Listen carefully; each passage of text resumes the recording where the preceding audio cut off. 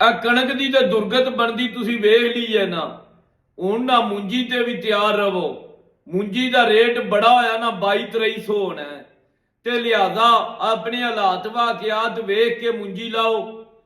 ਇਹ ਜਿਹੜਾ ਅਵਾਕਾਦ ਭੇਡ ਚਾਲ ਜ਼ਿਮੀਂਦਾਰ ਨੇ ਲੱਪੀ ਹੈ ਨਾ, ਬਾ ਕਪਾਲ ਏਰੀਏ ਤੇ ਵੀ ਮੁੰਜੀ ਲਾਈ ਆ, ਉਹ ਕਮਾਦ ਵਾਲੇ ਤੇ ਵੀ ਮੁੰਜੀ, ਸਬਜ਼ੀ ਵਾਲੇ ਤੇ ਵੀ ਮੁੰਜੀ।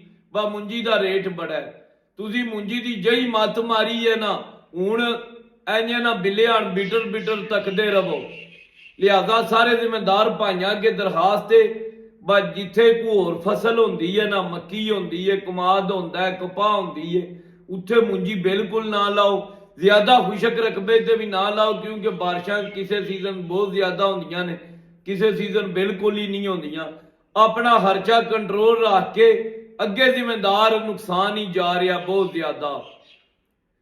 ਦਵਾਈਆਂ ਦੇ ਰੇਟ ਮੱਦੇਨਜ਼ਰ ਰੱਖ ਲਓ, ਖਾਦਾਂ ਦੇ, ਸਪਰੇਆਂ ਦੇ, ਇਹ ਸਾਰੇ ਮਾਮਲਾਤ ਜ਼ਿਹਨ ਚ ਰੱਖ ਕੇ ਨਾ ਤੇ ਮੁੰਜੀ ਲਾਇਓ।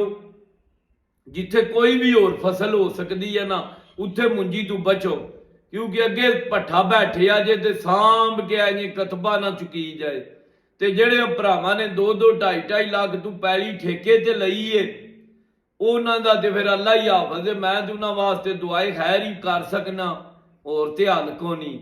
ਤੇ ਲਿਹਾਜ਼ਾ ਇਹ ਗੱਲ ਮੇਰੀ ਨਾ ਆਪਣੇ ਜ਼ਿਹਨ ਚ ਰੱਖ ਲਓ। ਮੁੰਜੀ ਦਾ ਹਾਲਾਤ ਬਹੁਤ ਜ਼ਿਆਦਾ ਭੈੜੇ ਹੋਣ ਵਾਲੇ ਨੇ, ਇਹ ਜ਼ਿਹਨੀ ਤੌਰ ਤੇ ਤੁਸੀਂ ਤਿਆਰ ਰਹੋ। ਬਾਲੇ ਖੁਸ਼ਕ ਰਕਬੇ ਤੇ ਬਿਲਕੁਲ ਨਾ ਮੁੰਜੀ ਲਾਓ। ਜਿੱਥੇ ਕੋਈ ਮੁਤਬਾਦਲ ਫਸਲ ਹੋ ਸਕਦੀ ਹੈ ਉੱਥੇ ਵੀ ਬਿਲਕੁਲ ਨਾ ਮੁੰਜੀ ਲਾਓ, ਤੇ ਉਤਨੀ ਮੁੰਜੀ ਲਾਓ ਜਿਹੜੀ ਆਸਾਨੀ ਨਾਲ ਤੁਸੀਂ ਆਪਣਾ ਤੁਹਾਡੇ ਕੋਲ ਪੈਸੇ ਆਨੇ ਉਹਨੂੰ ਪਾਲ ਲਵੋ। ਕਿਉਂਕਿ ਮੁੰਜੀ ਵੀ ਨਾ ਪਿੱਟਣ ਵਾਸਤੇ ਬਿਲਕੁਲ ਤਿਆਰ ਹੈ ਮਾਰਕੀਟ ਹੀ ਪਈ, ਬਹੁਤ ਬੁਰੀ ਤਰ੍ਹਾਂ ਇਹਨੇ ਪਿੱਟ ਜਾਣਾ। ਤੇ ਕੋਸ਼ਿਸ਼ ਕਰੋ ਨਾਨ ਬਾਸਪਤੀ ਨਾ ਬੀ ਲਾਉਣ ਦੀ, ਉਹਦੇ ਨਾਲ ਕੋਈ ਚਾਂਸ ਹੈ ਬਚਣ ਦਾ।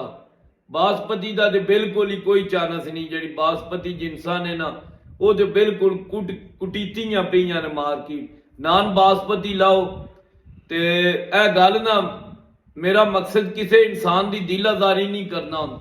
ਇਹ ਮੇਰੀ ਨਾਕਸ ਰਾਏ, ਇਹ 100% ਸਹੀ ਵੀ ਹੋ ਸਕਦੀ ਹੈ, 200% ਗਲਤ ਵੀ ਹੋ ਸਕਦੀ।